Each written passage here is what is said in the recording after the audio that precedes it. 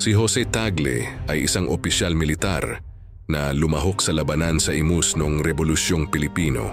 Si Tagle ay ipinanganak sa Imus, Cavite. Bago ang Rebolusyong Pilipino, ang pamilyang Tagle ay bahagi ng Prinsipalya. Si Jose Tagle ay isa sa 7 mga anak ni Benito Tagle at Simona Santarin, kapwa taga Imus. Nag-aral siya sa kanilang lokal na paaralan. Malaki ang naging papel ni Jose Tagle sa pambungad na labanan ng Rebolusyong Pilipino sa Cavite. Ayon sa ulat ni General Emilio Aguinaldo tungkol sa labanan, si Jose Tagle, pinuno noon sa Barangay Pilar ng Imus, ay unang dumating sa kanyang punong tanggapan sa Cavite El Viejo noong September 1, 1896 upang hilingin ang kanyang tulong sa pagsalakay sa Imus. Sama-sama, nagpatuloy sila sa bayan na sinamahan ng isang tanso na banda.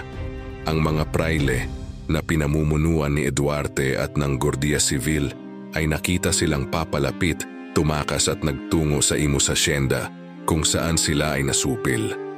Ang sumunod na pagkikita nila Aguinaldo at Tagle ay noong September 3, 1896 nang muling pumunta si Tagle sa kanyang punong tanggapan upang humingi ng tulong sa paparating na pag-atake ng puwersa ng Espanya mula sa Maynila.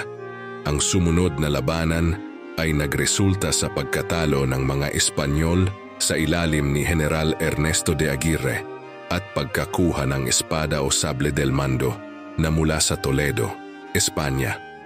Ginamit ni Aguinaldo ang espada sa buong himagsikan bilang pagkilala sa kanyang pamumuno na nag-ambag sa tagumpay sa Imus. Hinirang ni Aguinaldo si Tagle bilang munisipal na kapitan ng bayan na may autoridad na pumili ng kanyang mga kasama sa pagtatatag ng gobyerno at pag-oorganisa ng isang revolusyonaryong hukbo sa Imus. Siya ay ikinasal kay Isabel Bella at nagkaroon sila ng 3 mga anak na sina Agustina, Veronica at Jose Jr. Ikinasal si Veronica Tagle kay John Jacob Gordon, isang Amerikano na nakadestino sa Subic Naval Base. Nagkaroon sila ng anak na nagngangalang James L. Gordon, ang dating alkalde ng Olongapo City. Tahimik na namatay si Tagle noong September 12, 1910.